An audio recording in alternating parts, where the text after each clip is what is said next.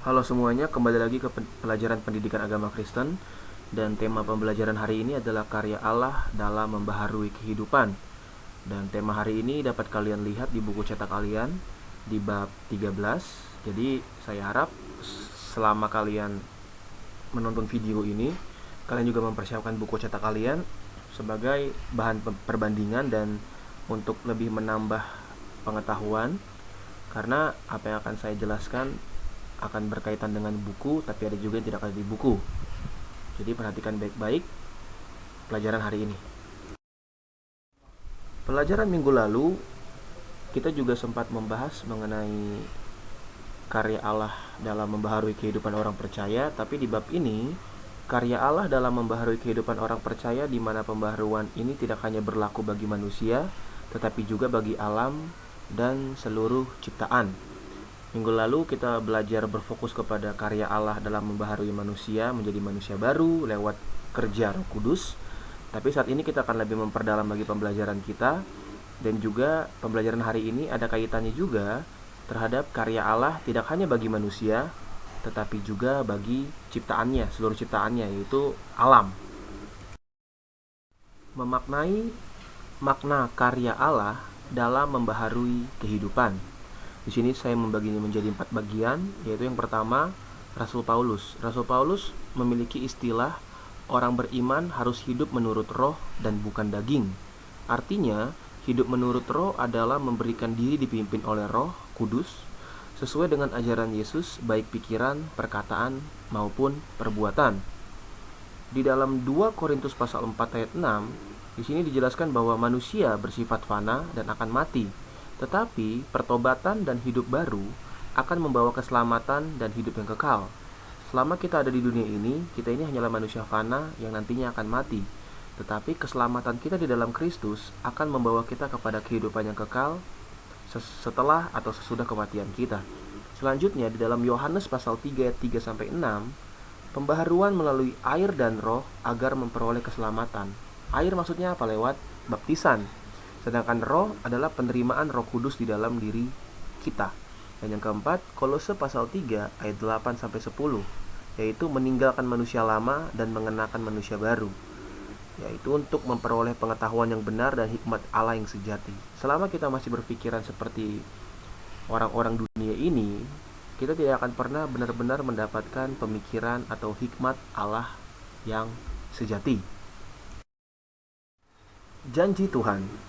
Di dalam Yeremia pasal 30 sampai pasal 33, ini merupakan satu kesatuan yang berbicara tentang pembaharuan yang dijanjikan Allah kepada umatnya, yaitu orang-orang yang percaya kepada Kristus.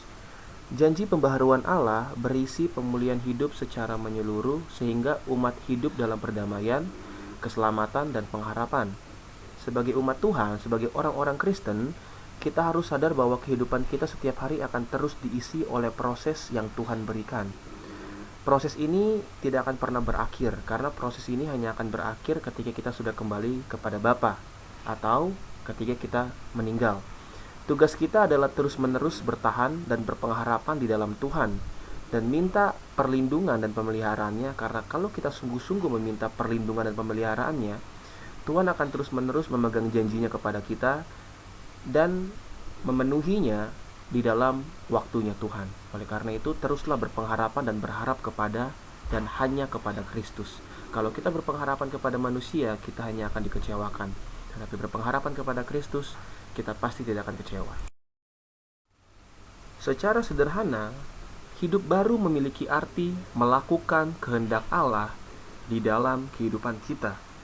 Berfokus untuk melakukan kehendak Allah di dalam kehidupan kita. Tidak lagi memikirkan apa yang terbaik bagi diri kita saja, tetapi memikirkan rencana Allah di dalam kehidupan kita agar terrealisasi di dalam kehidupan kita yang nyata. Kehendak Allah. Yang menjadi pertanyaan adalah, apakah mungkin seorang remaja kelas 10 dapat melakukan kehendak Allah dalam hidupnya? Mari sama-sama kita lihat di dalam Roma pasal 12 ayat 2. Roma pasal 12 ayat 2 berbunyi, "Janganlah kamu menjadi serupa dengan dunia ini, tetapi berubahlah oleh pembaharuan budimu, sehingga kamu dapat membedakan manakah kehendak Allah, apa yang baik, yang berkenan kepada Allah, dan yang sempurna. Memang pada dasarnya kita telah ditebus dengan kematian Yesus Kristus di kayu salib. Tetapi kita sebagai manusia dan sebagai para pengikut Kristus harus terus-menerus berjuang untuk melawan keinginan daging kita, keinginan-keinginan duniawi kita, yang pada dasarnya keinginan dunia kita itu berlawanan dengan keinginan roh. Berikut ini adalah 3 hal yang harus kita perhatikan. Yang pertama, kehendak Allah yang dinyatakan dalam Alkitab menurut 2 Timotius pasal 3 ayat 16 adalah berguna untuk mengajar, menyatakan kesalahan kita, memperbaiki kelakuan kita, dan mendidik kita sebagai orang-orang Kristen di dalam kebenaran. Jadi kalau kita meremehkan firman Allah, berarti kita meremehkan dampak-dampak baik yang firman Allah berikan kepada kita. Yang kedua, Alkitab banyak memberikan kita pelajaran bagaimana seharusnya sikap kita dalam menghadapi berbagai situasi. Tetaplah berpedoman pada firman Tuhan dan yakinlah akan kebenarannya. Dan yang terakhir, sediakan terus waktu yang berkualitas untuk merenungkan firman Tuhan yang tertulis dalam Alkitab dan terus-menerus mengevaluasi diri kita agar dapat menjadi lebih baik ke depannya. Allah membaharui alam. Karya pembaharuan Allah tidak hanya mengubah cara pandang manusia dan perilakunya terhadap alam, namun membaharui alam itu sendiri. Allah sebagai sang pencipta mengasihi seluruh ciptaannya, sehingga ia memelihara ciptaan itu terus-menerus melalui proses yang telah Allah atur saat penciptaan.